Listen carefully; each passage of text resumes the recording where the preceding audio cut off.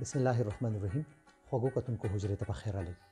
خوږو کتونکو د کورونا وبا ورسته ورځې چې کوم دی د هغې هغه اثرات اوس موږ ته ښکاري چې څومره هغې دلته کې موږ ته نقصان راکړو او لا دا سلسله ولاړه نه ده. نو موږ به ګورو چې مخ په وړاندې تللي قامونو په دې باندې څنګه قابو موندې ده. موږ سره نن چې کوم دی عمیر خان به خبرې کوي د کینیډا نه. عمیر خان د ټولو نه مخکې خو حجرې ته په خیر راغلی او لږ چې کوم دی خپله پېژندګلو د کتونکو سره وکړئ. ډیره مننه صاحب صاحب. زما خو عمیر خان نوم دی او کینیډا کې شاته راسې 8 کالونه ژوند کوم. زما ایجوکیشنل بیک ګراوند چې دی نو هغه ما ایم ایس سی انوایرمنټ کې کړی. زه انوایرمنټلیسټ یم او زما سیاسي او سماجي اړخ چې دی نو زه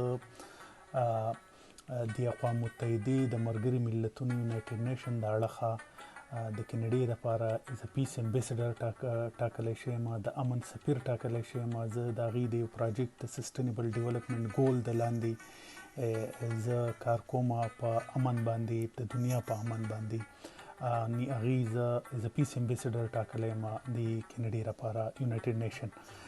د دې سره سره زه د باچا خان ټرست چې زموږ کوم دی چې هغه ډېر یو لوی ټرست دی په ټوله دنیا کې کار کوي، هغې زه از کوارډینیټر کینیډا د باچا خان ټرست ټاکلی یم. نو د باچا خان ټرست لپاره موږ هم کار کوو دلته کینیډا کې، بلکې ټولې دنیا سره زموږ روابط دي او د ټولې دنیا کې چې څومره هم د باچا خان ټرست په حواله باندې کار کېږي نو په هغې کې د کینیډا د باچا خان ټرست خپله برخه ده.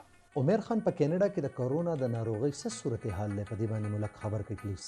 داسې ده صاحب صاحب چې کرونا چې کومه ده نو دا یو عالمي وبا ده. د دې نه دنیا په یو ګوټ کې هم څوک بچ نشتي او خلک یې په څه نه څه شکل کې افیکټ کړی دی. دلته په کینیډا کې موږ چونکې په ویسټرن کینیډا کې ژوند کوو نو دلته لږ پاپولیشن کم دی بنسبت د ایسټرن کینیډا. لکه ایسټرن کینیډا کې ټورانټو شو، مونټریال شو، بیا اټوا شو، غټ ښارونه دي. هلته یې ریشو سیوا ده، دلته یې کمه ده. خو کله نه چې هم کرونا راغلی ده نو په ټولو کینیډا کې لاک ډاون دی په مختلفو شکلونو کې، کله نرمیږي، کله سختیږي، کله مختلف دغه پکې راځي چې یاره د خپلو پالیسو په دغه کې کنټرول یې ساتي په څه نه څه شکل کې.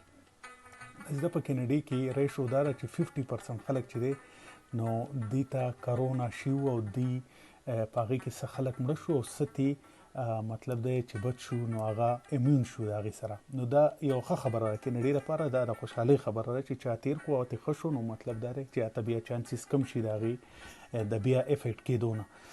د دې سره سره په کینیډا کې د ویکسینیشن عمل چې دی نو ډېر په تیزۍ باندې روان دی. 55 ته آی تھنک چې 55 پلس ایج ته خو داسې راغلی دی فرنټ لاین ورکرز چې دي نو هغه ټول هغو ته ویکسین شوی دی. څومره چې مطلب دی چې دلته ټیکسي ډرایورز دي یا د چا چې څومره په فرنټ لاین باندې د خلکو سره رابطه ده نو هغو ټولو ته ویکسین شوی دی. نور عمل په تیزۍ باندې روان دی. دلته په نارت امریکا کې چې په نارت امریکا کې 3 غټ ملکونه دي، میکسیکو شوه، یونایټډ سټیټ شو او کینیډا شوه. د دې خبره به اوس مخکې جوړیږي د امریکې سره. امریکا به اینډ آف دی مئی ویکسینایټ شي ټول امریکا. نو امریکا وایي چې د هغې نه پس زما بیا چې کوم بل هدف دی نو هغه دا دی چې زه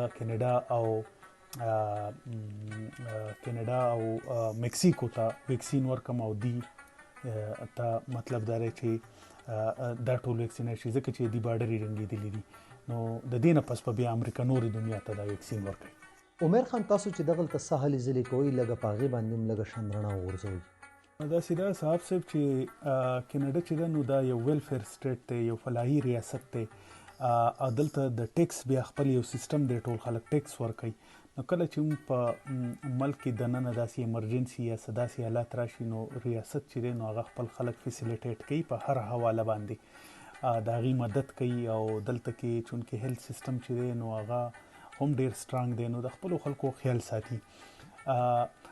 منګه په دې کووډ 19 پینډیمیک کې منګ چونکې خدای خدمتګار یو د باچا خان ټرست لاندې دلته د خدای خدمتګار یو لوی چین دی په ټوله کینیډا کې. منګه ډیر لوی کار د ګورنمنت سره وکړو، د انټرنیشنل غټو ارګنایزیشنز سره یې وکړو. هغې کې موږ خوراکي مواد کورونو ته ورسول، چاته چې ضرورت و، کومو خلکو ته چې د رایډ ضرورت و چې هغوی ګاډي نشو چلولی یا هغوی ته خطره وه د وایرس ته د افیکټ کېدو، نو هغو ته یو فری ډیلیوري سرویسز ورکړو، څو خپل اپوایمنټ لتلو، څو خپل نور څه روزګار لتلو، نو هغوی به رابطه کوله، هغوی ته به موږ ګاډي ورکول. خدای خدمتګار و. او دا یوازې موږ نو، دلته thousands of other organization لکه نور په زرګونو نور ارګنایزیشنز دي چې هغوی هم په دې سیم لاره کې کار کړی دی او د ګورنمنټ مدد یې کړی دی. نو موږ بذاتې خود له خدای خدمتګار چې کوم دي، نو هغوی ته د پرایم منسټر آفیس کینیډې چې رجسټر ټوډ و، د هغه د طرف نه ورته اپریسیشن لیټرز میلاو شو. هغوی هم پرایم منسټر آفیس هم دا نوټس کړه چې دا کوم ګروپ چې دی خدای خدمتګار نه دی لګیا دي په دې پینډیمک کې د خپلو خلکو د کینیډینز. موږ په دلته کې پښتون، مسلمان، پنجابی، هندو، سیک دا نه دی کتلی، خو چې کوم یو کینیډین او بني آدم نو د هغو سره یو خپله ښېګړه کړې ده او لا روانه ده. دا لا ختم نه ده، پینډیمک لا ختم نه دی، دا سټیل روان دی. نو دا سټیل زموږ د کومکونه روان دي.